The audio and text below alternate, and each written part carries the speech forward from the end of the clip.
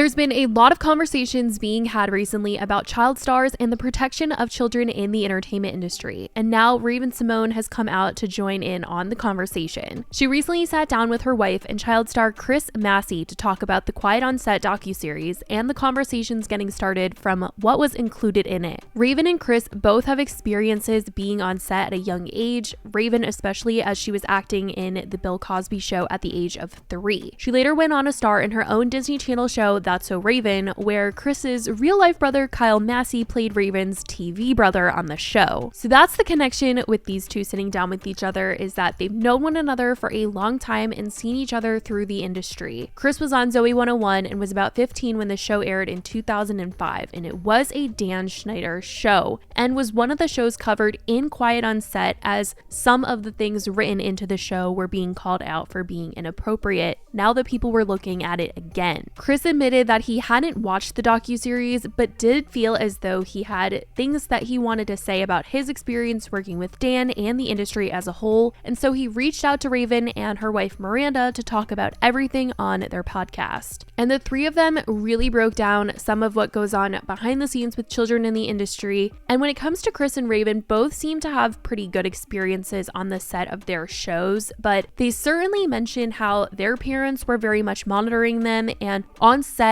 at all times, and not every parent is this way, saying that some of them do get caught up in this world and it can be toxic. My mom, my dad, they were on set. Yep. No matter what. It's a really touchy subject that people should understand that aren't familiar with being on a set. Your mom and dad have full authority to be on set. I know your parents and you know mine. Yeah. And there are some parents that are so mesmerized by the glitz and glamour. Yep. This person's going to take care of my kid and this Yep. is it. And then there are other families and cultures Yep. that say, if you touch my kid, I'm killing you. Yep. So I'm going to be underneath them all day long. And Yeah. that's what I was going to say, that there are people who I think when their kids book roles, they all of a sudden kind of jump into a different tax bracket, and then you're around professionals, right? Like, not all parents understand the industry, so they come into it just as green as their young child who just booked this role. Most of the kids that were on shows that I was on Nickelodeon or Disney, they know my parents. I know their parents. I know Raven's mom, dad, just like she knows my mom and dad. Now, I will say that there were people in Quiet on Set like Drake Bell who had parents who were watching them all the time, were very protective, but it did sound like parents who did speak up on certain occasions and try to advocate for their child when they felt something wasn't right or things were weird, were either warned that their child wouldn't return to the show, they were actually fired, or in Drake's case, honestly manipulated to believe that their parent was ruining their own career and made to want to put some distance between themselves and said parent. But like in Jeanette McCurdy's situation, when she's talking about her mother in her book that she wrote, she did talk about how her mom would brush things aside as just being a part of Hollywood, and she wanted Jeanette to be an actress and be in the world and didn't advocate for what her daughter needed or what was right. And that is just such a sad part of the industry that happens, that Raven and Chris were both acknowledging that does happen. Raven talked about how children in the industry are not protected under federal law and that there really isn't too much regulation over how much a child must earn or work. In some states, there are child labor requirements, but not in every state. And she talked about how she felt like this really needed to be changed. You know, one thing that really irks me is that child actors and children in entertainment aren't protected under federal laws. Yep. And Crazy. Which is absolutely crazy. Insane. You know, it says there's no federal law protecting child actors. Yes, in 1938,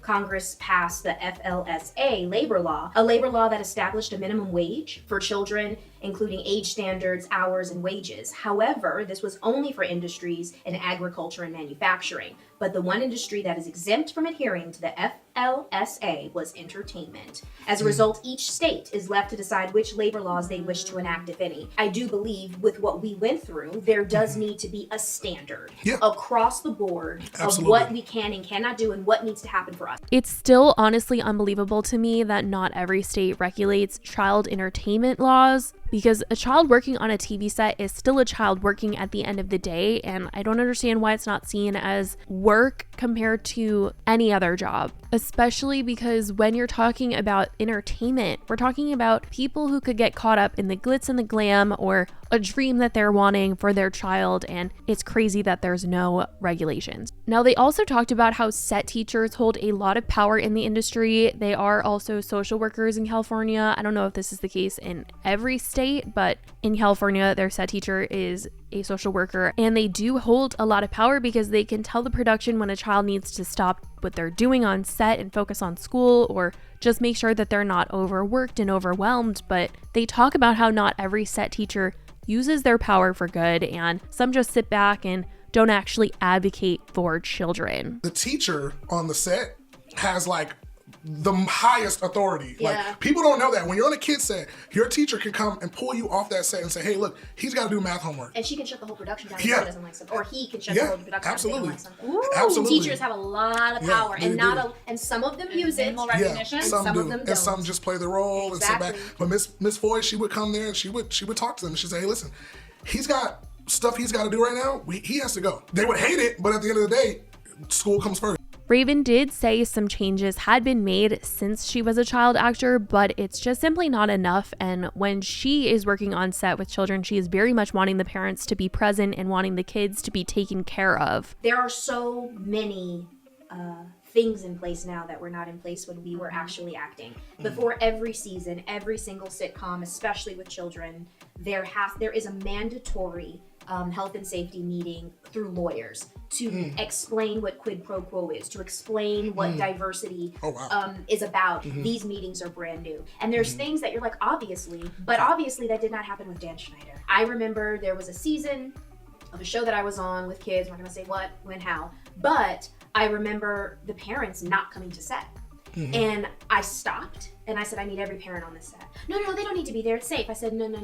Yeah. Yeah. You can be in the stands. You Yep. can be sitting down there. You can do whatever you need to. But for a child, knowing their parent is there, if their parent isn't toxic, is safe. Absolutely. Raven also talked about something that she believes all child stars experience, and it has to do with this after effect of no longer being this megastar in the spotlight, and that when all the lights and cameras aren't on them anymore, something happens to them. And she claims this is something that happens with every child star in the industry. They all suffer from this, and that some parents think that their child's going to be the exception, but she does not believe this to be the case, that everyone ends up this way. All child stars go through the through this? same mental health issue. It's a silent underneath layer of I always have to live up to what other people need me to be and see and entertain. Absolutely. Even if I'm no longer entertaining in front of the television. I don't know if you've experienced this, Yep. but when you took your step back, did you feel like you needed to be the life of the party? Did you feel like you needed to live up to the Chris Massey that everybody knows? There are certain people, right, who grew up in stardom. Some people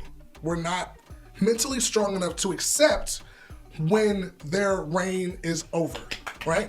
When their superstardom has now dwindled to, oh, hey, you're the guy from, I used to love that show. When it becomes that, certain people who are addicted to the the lights and the action and everything, they can't dial it back and live a normal life. Now, in terms of Dan Schneider and Chris's experience, he doesn't have a bad thing to say about Dan. He says that his dad was strict on him, so Dan being a tough boss wasn't something that affected him personally. He says that he did see him get upset when things were going wrong, but didn't think too deep on it. But Raven did think that this was toxic. I witnessed him be upset when things were going wrong, but so does every boss, so does every manager. You know what I mean? Like, if we're gonna say that someone yelling is a toxic environment, you have to look at all sports, all coaches. That's very toxic. Right? Like, Now, Chris didn't watch the docuseries, so he didn't hear about the other things that Dan was called out for, it seemed, which was a long list of inappropriate and unfair treatment in the workplace, which Raven did point out to him. But just overall, hearing what they had to say about the industry and their experiences on set, there really truly is a need for some industry standard, because rules seem to vary, parents seem to vary, employers seem to vary, and children need to be protected.